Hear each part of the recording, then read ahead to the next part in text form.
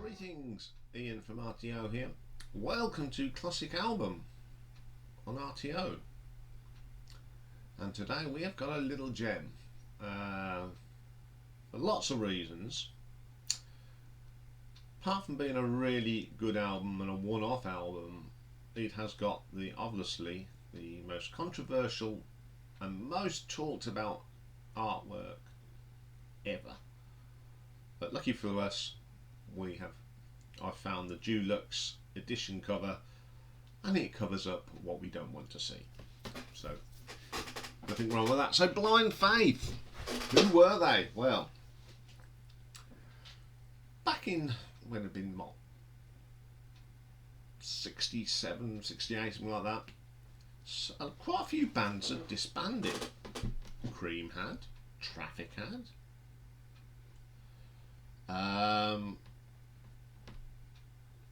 also, and Family was sort of,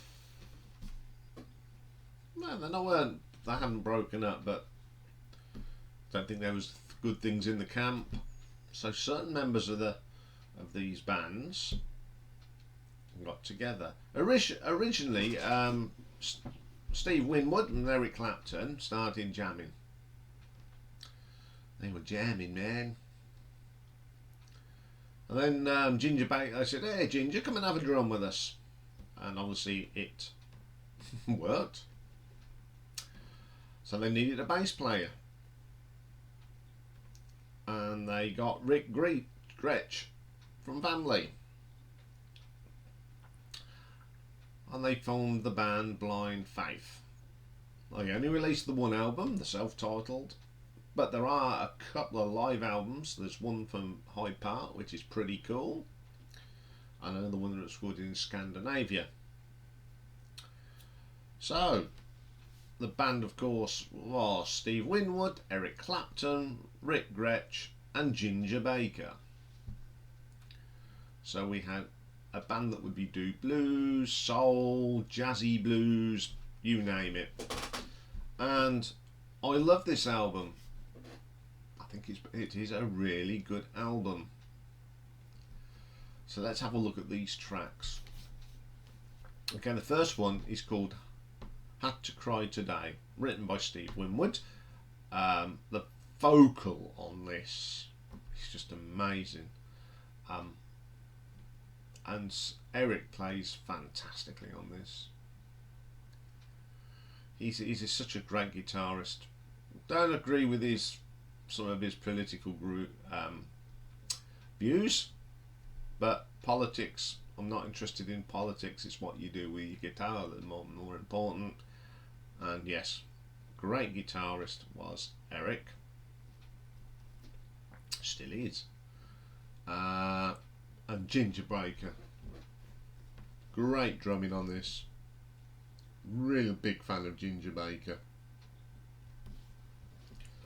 So I was always going to enjoy this. Terrific track. That groove, that bluesy groove. Could have been to be quite honest, this could have turned up on a Cream album. But it is a fantastic track. Then we have got a track called Can't Find My Way Home, and I do believe it's the shortest track on the album. It is. Most of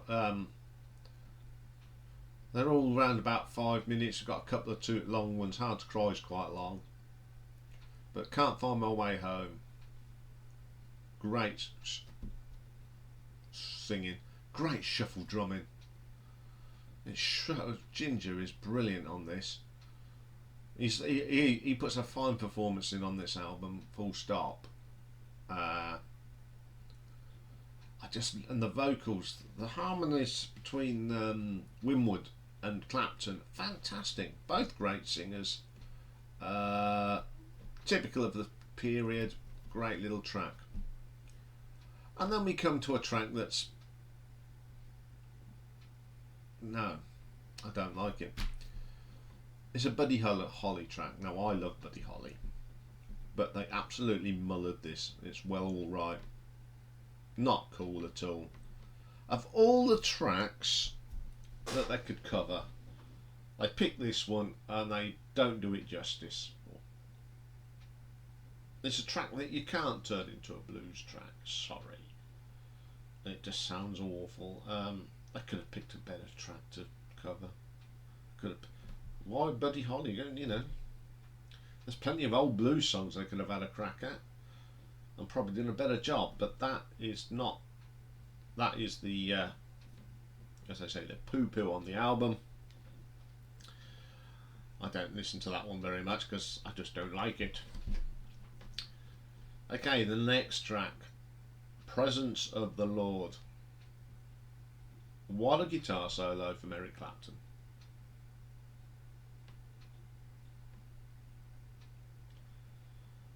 Just blows your head away. Fantastic track. It's very simple, not much to it, but boy is it so soulful. Absolutely belting track. Next track, Sea of Joy. This is where Rick Gretsch comes into his own. Absolutely brilliant bass line this is. And Ginger, again, top form. It's a shame they never made any more because I think Gretsch and Baker they were solid on this album. Two great musicians. Brilliant track. Great vocals from both Steve and Eric. I just love this track. Blows me away. And the last track is an epic. Best track on the album. Do What You Like. It's a bit of it's a bit of a prog blues proggy sort of thing. Great bass line all the way through. The keyboards sound fresh and crisp, and then you just get one of Ginger Baker's famous drum solos. It goes on a bit, okay, but when you're as good as Ginger Baker, it doesn't matter really. Absolute brilliant track. Got a lot of time for that track. It's great live, much better live, because they improv again and it sounds even better.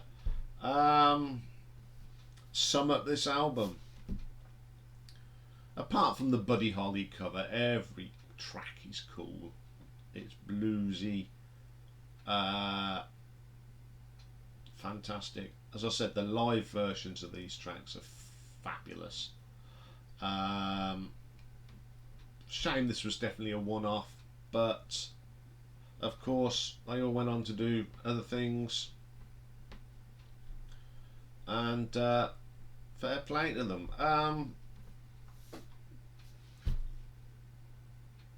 As a rank, how do I rank this? Well, it is a classic album in my eyes.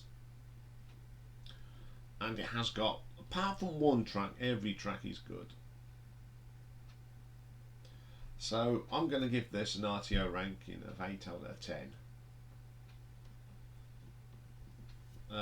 Because they're going to drop a mark for a very bad cover, and they're dropping another one. They could have found a better track if they wanted to do a cover. That's how I've worked it out. Okay then. That's all for today, but only to say, here he goes. Don't forget we've got the quiz on the 23rd of December at 8:30. If you want to take part, please email me at the below address and I will send you a quiz sheet so you can take part.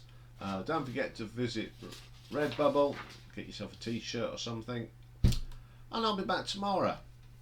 So what we got for you tomorrow? Well, we've got a viewers request ranking tomorrow. We'll be looking at the studio albums of prog giants Emerson, Lake and Palmer. And then we've got a very special retro ranking tomorrow in tribute to Graham Edge, who sadly passed away over the weekend. So we have got a tribute show to him and the Moody Blues. If you was expecting Eurythmics, that'll be next week now. So tomorrow we'll have a look at some great songs by the Moody Blues. Okay, whatever you're doing for the rest of the day, have a great time, and I will see you all tomorrow. Take care for now.